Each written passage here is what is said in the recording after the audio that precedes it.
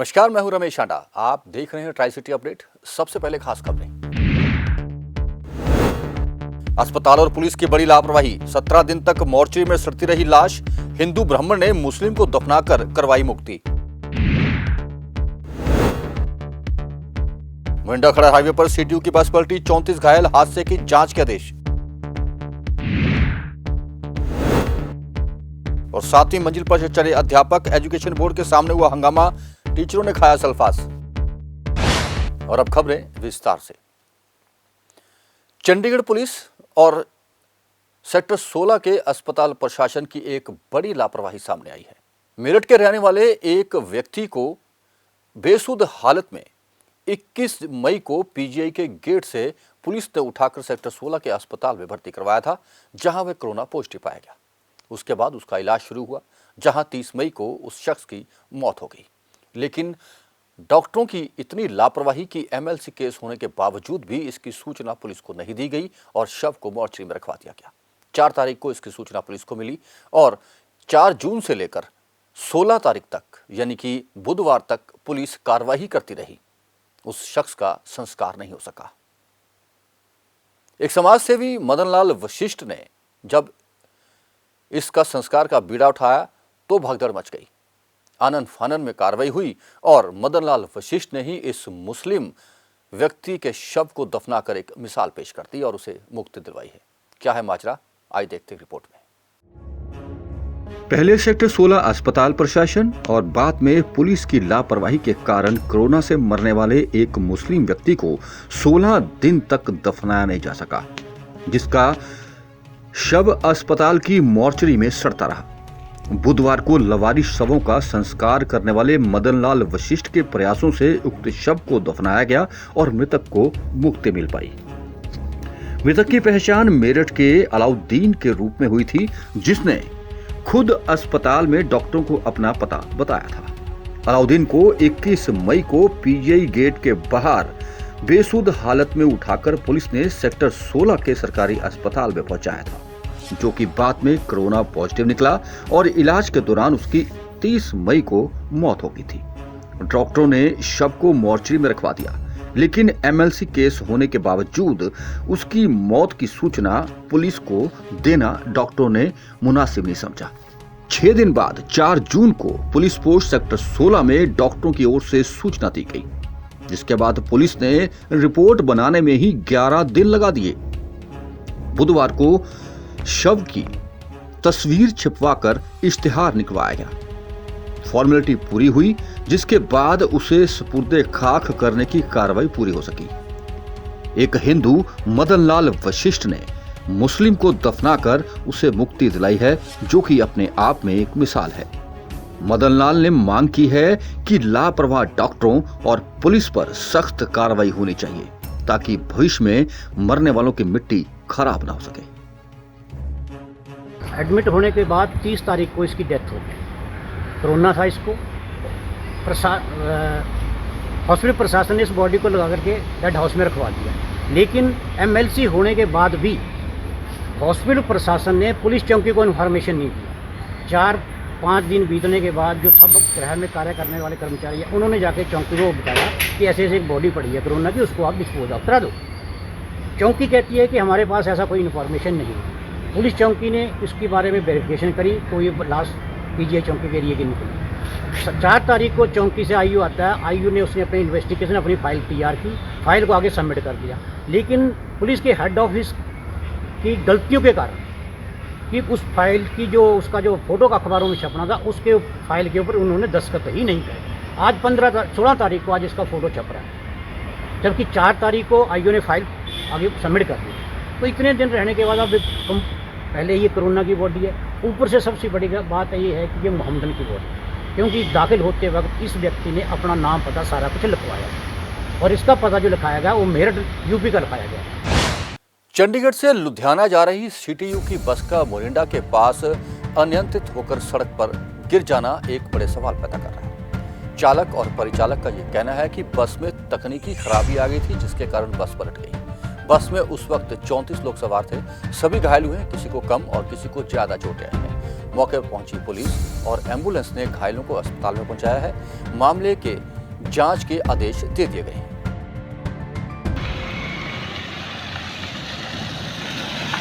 Speed सी जी बस की ਇਹਦੀ ਸਪੀਡ ਤਾਂ ਜੀ ਕਾਫੀ ਸੀਗੀ। ਜੇ ਸਪੀਡ ਕੰਟਰੋਲ ਹੁੰਦੀ ਇਹਨਾਂ ਦੀ ਤਾਂ ਘੱਟੋ ਘੱਟ ਕੰਟਰੋਲ ਗੱਡੀ ਕੰਟਰੋਲ ਹੋ ਜਾਣੀ ਸੀ, ਫਿਰ ਪਲਟਣੀ ਨਹੀਂ ਸੀ ਗੱਡੀ ਦੀ। ਕਿੰਨੀਆਂ ਕੁ ਸਵਾਰੀਆਂ ਸੀ ਉਹਦੇ ਵਿੱਚ? 40 ਦੇ ਕਰੀਬ 40-45 ਦੇ ਕਰੀਬ ਸਵਾਰੀਆਂ ਹੈਗੀਆਂ ਸੀਗੀਆਂ। ਕਿੱਥੇ ਜਾਣਾ ਸੀ ਤੁਸੀਂ? ਮੈਂ ਲੁਧਿਆਣੇ ਜਾ ਰਿਹਾ ਸੀ ਗੱਡੀ। ਕਿ ਡਰਾਈਵਰ ਜਿਹੜਾ ਚੱਲਿਆ ਪਿੱਛੋਂ ਤਾਂ ਨਹੀਂ ਆਈ ਵਿੱਚ ਪਾਸੇ ਦਿੱਲੀੋਂ ਵਗੈਰਾ ਤੋਂ ਜਾਂ ਨਹੀਂ ਜੀ, ਨਹੀਂ, ਚੰਡੀਗੜ੍ਹੋਂ ਚੱਲੀ? ਕਿੰਨੇ ਕੁ ਵਜੇ ਚੱਲੀ ਸੀ ਸਵੇਰੇ? ਸਰ ਪਤਾ ਨਹੀਂ, ਮੈਂ ਖਰੜ ਤੋਂ ਬੈਠਾ ਜੀ। 7:20 ਤੇ ਚੱਲਦੀ ਹੈ ਜੀ। 7:20 ਤੇ ਉੱਥੋਂ ਚੱਲਦੀ ਹੈ ਤੇ 7:40 ਦੇ ਉੱਤੇ ਖਰੜ ਆਉਂਦੀ ਹੈ ਜੀ। ਜਦੋਂ ਇਹ ਬੱਸ ਤੁਸੀਂ ਦੇਖਿਆ ਕਿੰਨੀ ਮੈਡਮ ਮੈਂ ਬੰਦ ਕਰ ਦਿਓ। ਕਿੰਨੀ ਕੁ ਸਪੀਡ ਸੀ ਬੱਸ ਦੀ? ਸਰ ਇਹ ਤਾਂ ਕਹਿਣਾ ਮੁਸ਼ਕਲ ਹੈ ਕਿੰਨੀ ਸੀ, ਪਰ ਜੇ ਸਪੀਡ ਲਿਮਟ ਦੇ ਵਿੱਚ ਹੁੰਦੀ ਤਾਂ ਬੱਸ ਕੰਟਰੋਲ ਹੋ ਜਾਣੀ ਸੀ। ਇਨਫੋਰਮੇਸ਼ਨ ਮਿਲੀ ਸੀ ਕਿ ਮੇਨ ਹਾਈਵੇ ਕਲਾਸ ਫੈਕਟਰੀ ਲਾਗੇ ਰੋਡ ਤੇ ਬੱਸ ਪਲਟ ਗਈ ਸੀ ਡਿੱਗੀ ਤੇ ਪਤਾ ਲੱਗਣ ਤੇ ਅਸੀਂ ਟਾਈਮ ਪਹੁੰਚ ਗਏ ਮੌਕੇ ਤੇ। ਮੁਲਾਜ਼ਮ ਮੈਂ ਵੀ ਪਹੁੰਚ ਗਿਆ, SHO ਸਾਹਿਬ ਵੀ ਆ ਗਏ ਸੀ ਤੇ ਸਵਾਰੀਆਂ ਨੂੰ ਸਾਂਭਿਆ ਸੰਭਾਲਿਆ ਤੇ 35 ਸਵਾਰੀਆਂ ਸੀ ਬੱਸ ਦੇ ਵਿੱਚ ਕੋਲ। ਤੇ ਜਿਹੜੇ ਇੰਜਨ ਸੀਗੇ 13 ਬੰਦੇ ਨੇ, ਉਹਨਾਂ ਨੂੰ ਚੁੱਕ ਕੇ ਹਸਪੀਟਲ ਪਹੁੰਚਾ ਦਿੱਤਾ ਸੀ ਇਸੇ ਟਾਈਮ ਇਲਾਜ ਲਈ, ਜੋ ਇਲਾਜ ਜੇਰੇ ਇਲਾਜ ਹਸਪਤਾਲ ਹੈ। ਬਾਕੀ ਕਿਸੇ ਦੇ ਸੱਟ ਮਾੜੀ ਮੋਟੀ ਜ਼ਿਆਦਾ ਉਹਦੇ ਐਕਸਰੇ ਹੋ ਰਹੀ ਹੈ। ਕਿੱਥੋਂ ਆਈ ਸੀ ਬੱਸ? ਬੱਸ ਚੰਡੀਗੜ੍ਹ ਤੋਂ ਲੁਧਿਆਣਾ ਜਾ ਰਹੀ ਸੀ। ਕਿਹੜੀ कंपनी? सिटी टू दी। चंडीगढ़ रेलवे स्टेशन से सटे गांव दड़वा में एक व्यक्ति का शव जंगलों में पड़ा मिला है।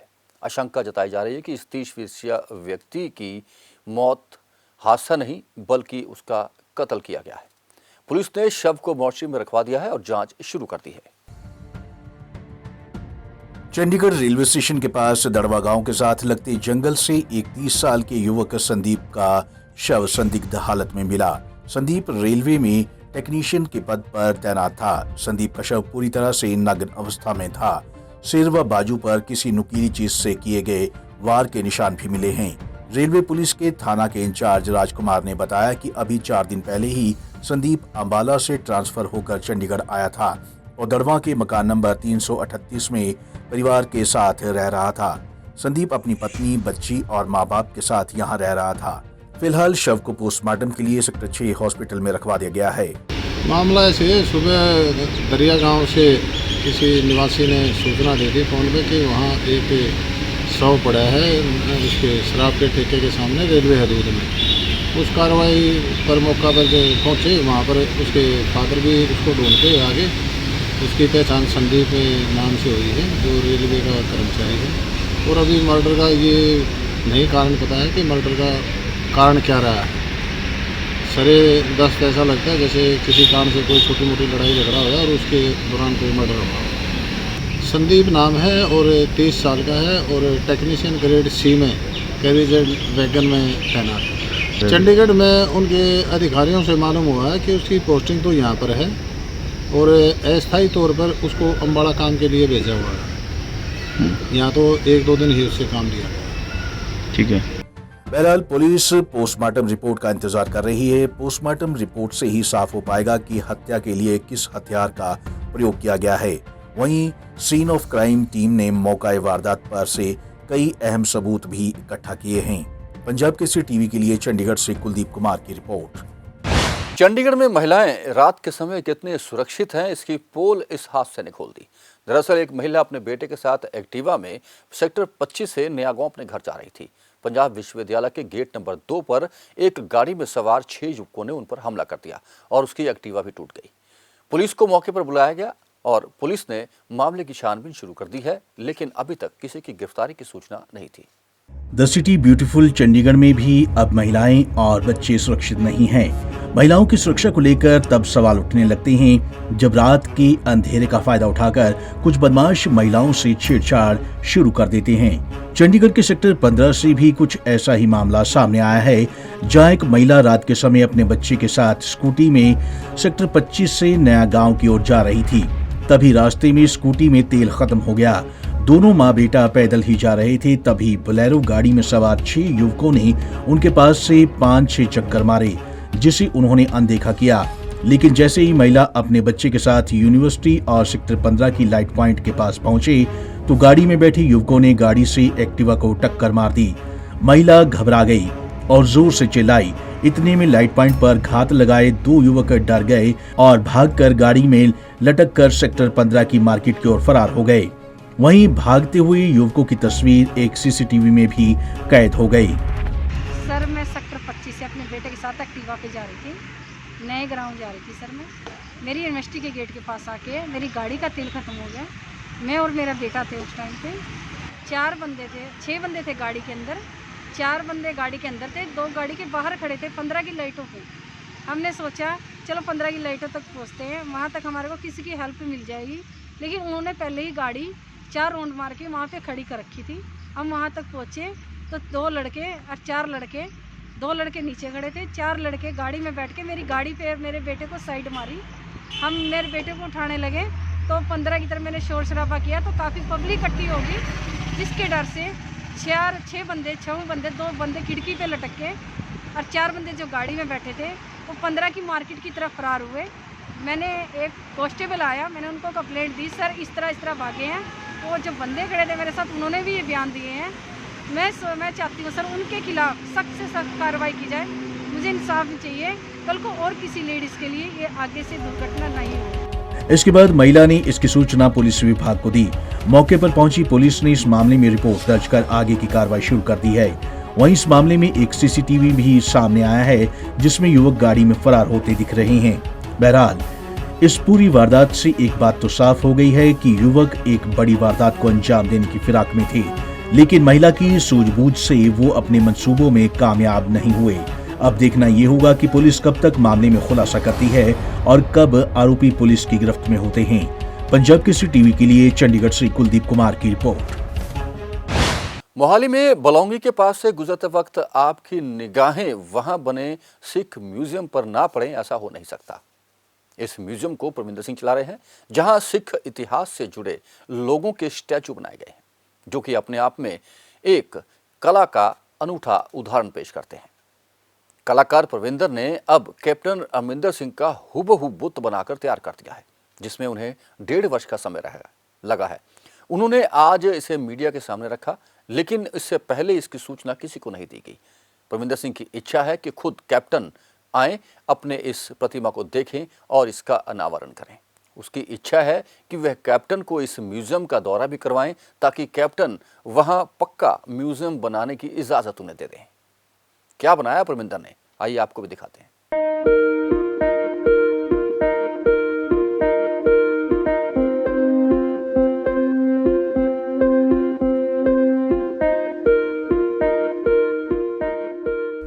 मोहाली की कलाकार परविंदर सिंह ने एक बार फिर अपनी अद्भुत कला का परिचय दिया है और इस बार उन्होंने पंजाब के मुख्यमंत्री कैप्टन अमरिंदर सिंह का स्टैचू बनाया है। देखने में ऐसे लगता है कि हूबहू कैप्टन अमरिंदर सिंह सामने खड़े हैं, लेकिन यह उनका स्टैचू है, जिसका अनावरण चंडीगढ़ प्रेस क्लब में किया गया। पत्रकारों से बातचीत करते हुए परविंदर सिंह ने अपनी इच्छा जताई है कि अगर सरकार उन्हें म्यूजियम के लिए जगह मुहैया करवाती है तो वह सिख इतिहास से जुड़ी कई ऐसी प्रतिमाएं बनाएंगे जो कि सिख धर्म के इतिहास को तो दर्शाएंगी, साथ ही साथ आने वाली पीढ़ी को भी उस इतिहास को जानने के लिए जागरूकता पैदा करेगी। साथ ही परविंदर का ये भी कहना था कि अक्सर सरकार में नेता लोग उनसे वादा करते हैं कि वह उनको जगह मुहैया करवाएंगे, लेकिन उनके द्वारा किया हुआ वादा पूरा नहीं हो पाता। उन्होंने ये भी कहा कि इससे पहले पंजाब में श्रोमणी अकाली दल की सरकार थी तो उन्होंने भी वादा किया था और अब कैप्टन अमरिंदर सिंह की सरकार में भी कई मंत्रियों ने उनके साथ वादा किया था। अगर पंजाब में उन्हें म्यूजियम बनाने के लिए जगह मुहैया करवा दी जाती है तो उनका कहना है कि वह उसे लंदन के म्यूजियम जैसा बनाएंगे। मैं जी अपने में 20 साल ਤੋਂ ਸੇਵਾ ਨਿਭਾ ਰਿਹਾ ਜੀ। ਅਸੀਂ ਬਲੌਂਗੀ ਦੇ ਵਿੱਚ ਮੋਹਾਲੀ ਦੇ ਵਿੱਚ ਸਿੱਖ ਅਜਾਇਬ ਘਰ ਬਣਾਇਆ ਹੋਇਆ ਜੀ ਟੈਂਪਰੇਰੀ, ਕਿਉਂਕਿ ਪੰਚਾਇਤੀ ਜਗ੍ਹਾ ਮਿਲੀ ਹੋਈ, ਜਗ੍ਹਾ ਵੀ ਕੱਚੀ, ਉੱਥੇ ਅਸੀਂ ਸਿੱਖ ਧਰਮਾਂ ਸੰਬੰਧੀ ਮਾਡਲ ਬਣਾ ਕੇ ਰੱਖੇ ਹੋਏ ਨੇ ਜੀ।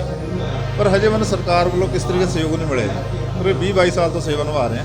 ਮੇਰੇ ਮਨ 'ਚ ਸੀ ਉੱਥੇ ਮਿਊਜ਼ੀਅਮ ਬਣਾਇਆ ਜਾਵੇ ਜੀ। ਅਸੀਂ 7 ਮੰਜ਼ਿਲ ਬਿਲਡਿੰਗ ਦਾ ਨਕਸ਼ਾ ਬਣਾਇਆ ਹੋਇਆ, ਮਾਡਲ ਬਣਾਇਆ ਹੋਇਆ।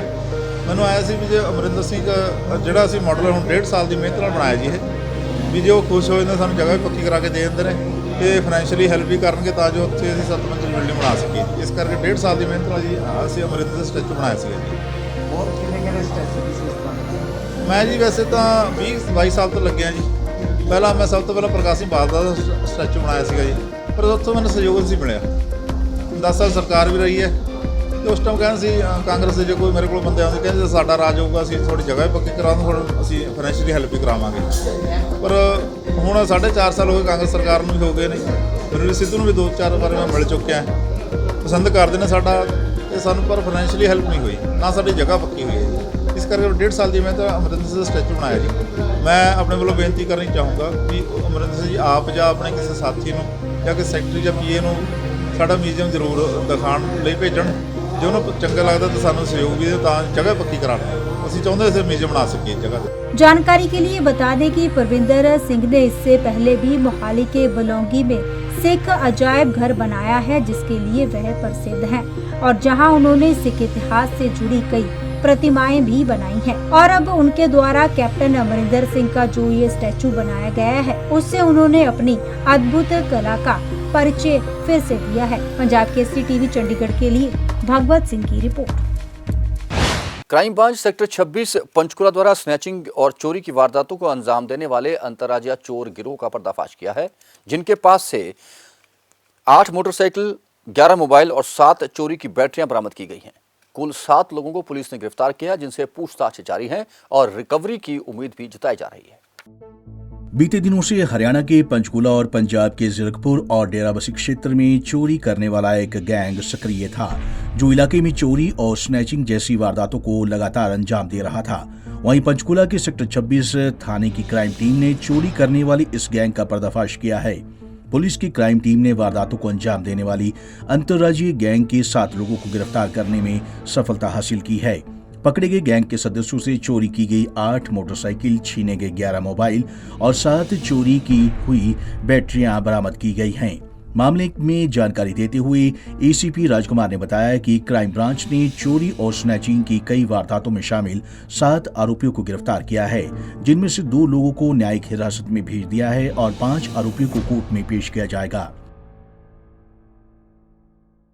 ये पुलिस कमिश्नरेट पंचकुला में क्राइम 26 की टीम की बड़ी भारी उपलब्धि है।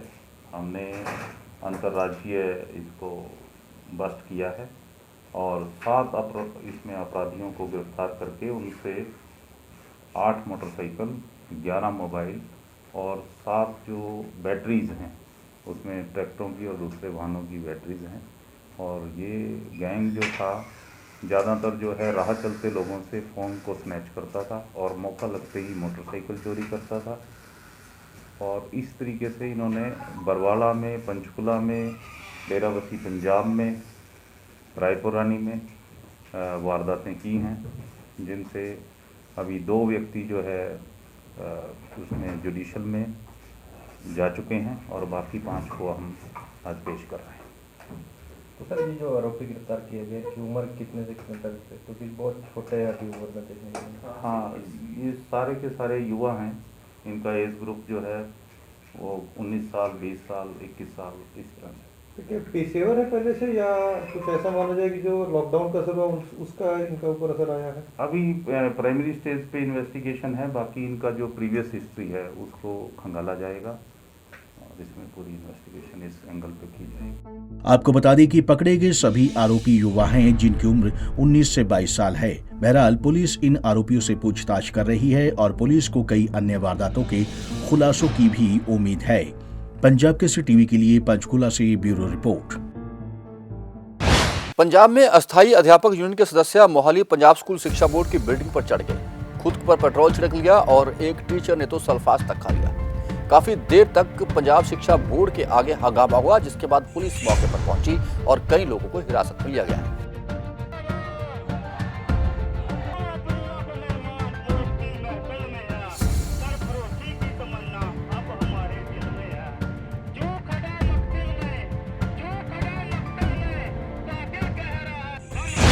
Punjab roadways bus conductor worker union ने चंडीगढ़ में एक पत्रकार वार्ता के दौरान बताया कि कॉन्ट्रैक्ट कर्मियों का सरकार द्वारा शोषण किया जा रहा है। पिछले कई सालों से वे कॉन्ट्रैक्ट पर काम कर रहे हैं, लेकिन उन्हें रेगुलर नहीं किया जा रहा।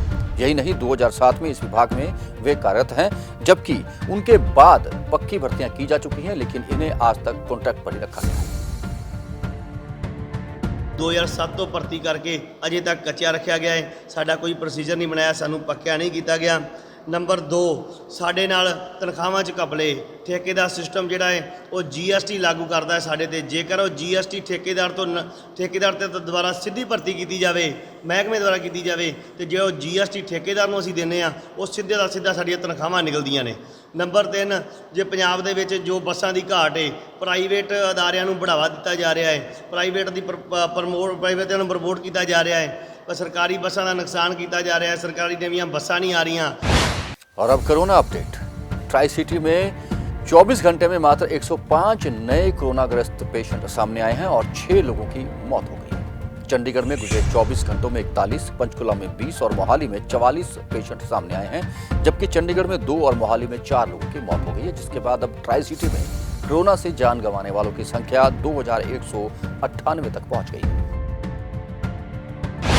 मौसम की जानकारी।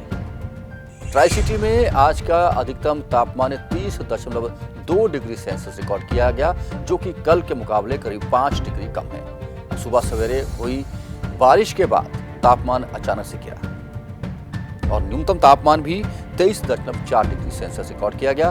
मौसम में नमी की मात्रा 89% तक पहुंच गई है। आने वाले 24 घंटों में भी तेज बारिश की संभावनाएं जताई जा रही हैं और तापमान में और गिरावट आना तय है। ट्राई सिटी अपडेट में अब तक के लिए बस इतना ही। फिर मिलेंगे कुछ और नई सूचनाएं और समाचार लेकर। तब तक के लिए रमेश शांडा को पूरी ट्राई सिटी टीम के साथ दीजिए इजाजत।